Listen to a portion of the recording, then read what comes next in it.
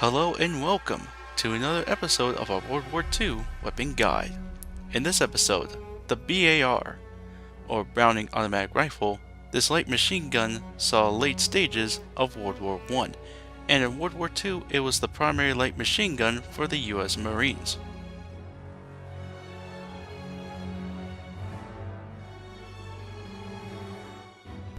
Keep in mind that the BAR has been going through a whole bunch of patches, similar to the FG42, but in game, damage is similar to the FG.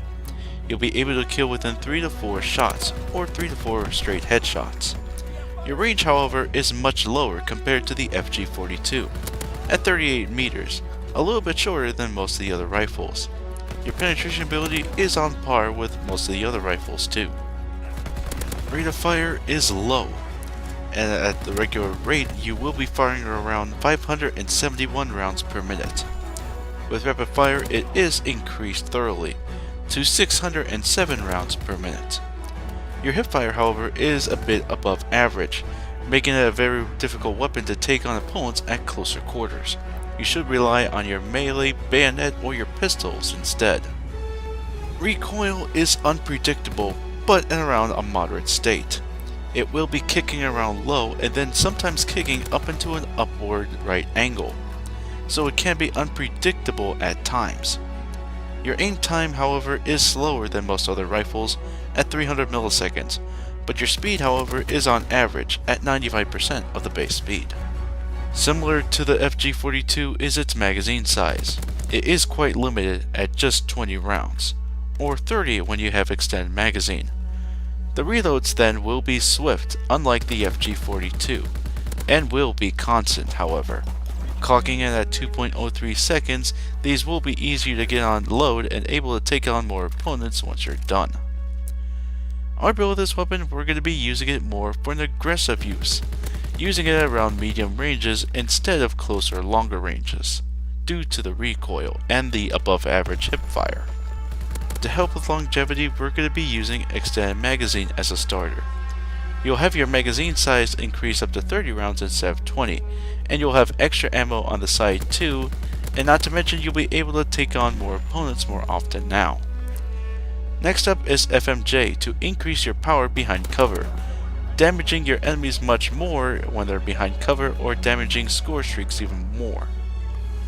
Other ideas it's pretty flexible. You could use the reflex sight instead of the irons, or you could use the foregrip to help with your accuracy, and for closer ranges you could use the steady aim or the bayonet to take on opponents with a lethal hit. For basic training, we're going to be using awareness. Espionage is a very good idea combined with FMJ, so if you're going to be taking down opponents behind walls and that, you'll be able to see them, or if they're going to be out in the open. They'll be able to be detected within a few seconds on the minimap for all to see, and they'll be able to take them down fairly quickly or by you. Another idea is going to be scoped. Scoped is going to be really good if you're going to be aiming and running at the same time. So every time you walk and aim, it's going to be the same as the regular rifle speed. And you'll have less sway too to add to it, giving them a post evasion, and you'll be able to confuse them before firing. Another good idea too on the side is also forage. If you don't have extended magazine, this would really help, giving you the maximum magazine size, and plus you'll be able to scavenge them too. And plus you can also use hunkered in case of close ranges, or you could use energetic to really get onto their positions. For divisions, we're going to be choosing up to 2. Infantry is good when it comes to a gun-centric build, and plus you'll have the ability of scoped as one of your abilities for infantry. Resistance is really good when it comes to the closer range and awareness areas, and plus every time you kill someone you're going to have a detection on where enemies are. For equipment, use frags or semtex as your lethals, and for tacticals use the stuns. And always on the side have a pistol in case you run out of ammo, especially if you don't have the extended magazine. So in conclusion, the BAR has high damage. You'll be able to kill it within 3 to 4 shots compared to most of the other rifles that you get. It's also one of the most balanced out rifles within the game, It is pretty good when it comes to basically medium range, and has the jack of all traits onto it.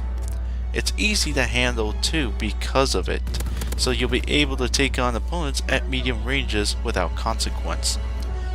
However, although it's the jack of all traits, it is the master of none.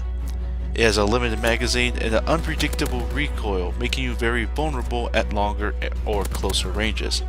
Sniper rifles and LMGs will easily pick you apart at a distance, and at closer ranges, SMGs and shotguns will be able to tear you apart. And with a lower rate of fire, it is going to be a little bit harder to take them down too. So overall, this is a more balanced out medium range weapon. So keep an eye on only medium ranges and not at longer ranges or closer ranges, then the BAR is going to be your best friend. And it's going to be one of the most well-known weapons that you'll get within the game, because of how popular it is. Thank you all very much for watching. Be sure to like, favorite, share, subscribe, all that fun stuff, and be sure to look at my Facebook page down below.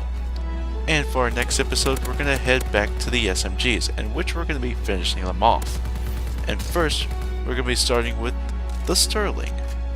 Until then, GalacticStorm saying, keep charging, bitches.